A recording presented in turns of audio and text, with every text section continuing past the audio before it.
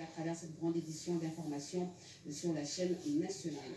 Aussitôt arrivé à Kinshasa en provenance des États-Unis, le président de la République, Félix-Antoine Tshisekedi Tshilombo, accompagné de la très distinguée première dame, Denise Diaterou Tshisekedi, se sont rendus à Matadi-Kibala, où la route nationale numéro 1 s'est coupée en deux et d'autres sites inondés par les eaux des pluies, comme le poste haute tension de la Société nationale d'électricité dans le district de la Funa, desservant 10 communes de Kinshasa. Cette situation prive certains quartiers et industries de la ville de l'énergie électrique. Fanny Dikoufi.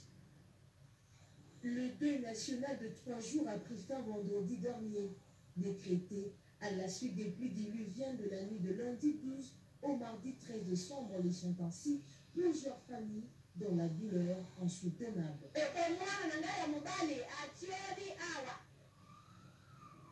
Consterné et touché par la situation humanitaire, le président de la République a écourté son séjour à Washington pour faire le deuil avec son peuple. Aussitôt retourné, le couple présidentiel s'est rendu sur la RN1 où la route s'est coupée en deux entre les arrêts Matadi-Kibala et Onvrak. C'est tout simplement impressionnant les empreintes laissées par cette catastrophe naturelle. Sur le lieu du sinistre, le couple présidentiel s'est rendu compte de l'évolution des travaux de réhabilitation et a palpé les difficultés que traversent les habitants de ce coin. Après les explications techniques fournies par le directeur général de l'Agence congolaise des grands travaux, le couple présidentiel, accompagné des autorités de la ville et quelques membres du gouvernement, a fait la marche jusqu'au quartier Salongo où il a été creusé provisoirement un bassin de rétention en vue de canaliser les eaux des pluies. Après cette visite d'inspection d'environ 2 heures, le cortège présidentiel s'est ébranlé vers le centre de Kinshasa, précisément au poste de Funa, l'un des sites fortement endommagés par les dernières pluies diluviennes. À première vue, les dégâts sont considérables. 474 cabines MTBT qui alimentent 10 communes de la ville de Kinshasa étaient mis hors service après constat.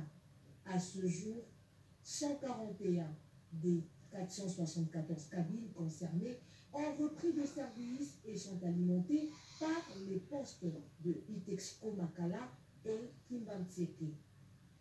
Le couple présidentiel s'est enquéri de l'évolution des travaux de remplacement des équipements endommagés par ces inondations.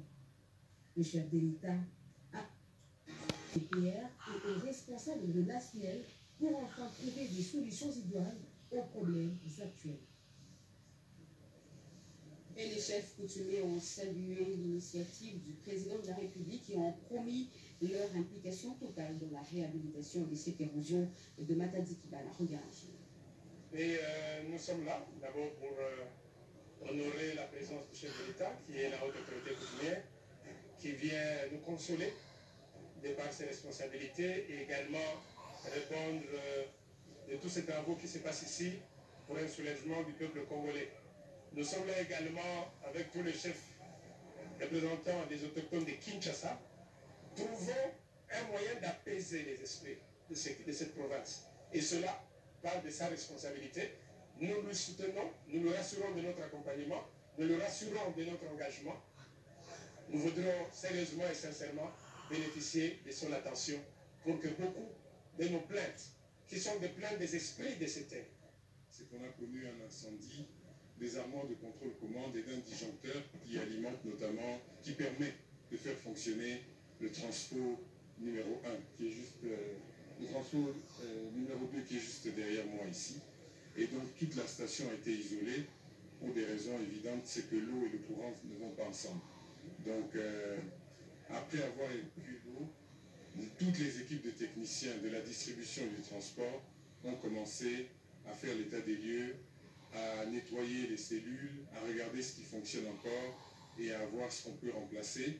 Et actuellement, au moment où on se parle, ils sont en train de remonter 2 nouvelles armoires de contrôle-commande qui permettront, je le souhaite, demain, de reprendre à peu près 230 cabines. Donc, lorsque le poste ici a été mis hors tension le mardi, après l'inondation, on n'a plus été en mesure de desservir 474 cabines sont les 1080 cabines de toute la ville de Kinshasa. C'est probablement le poste le plus important.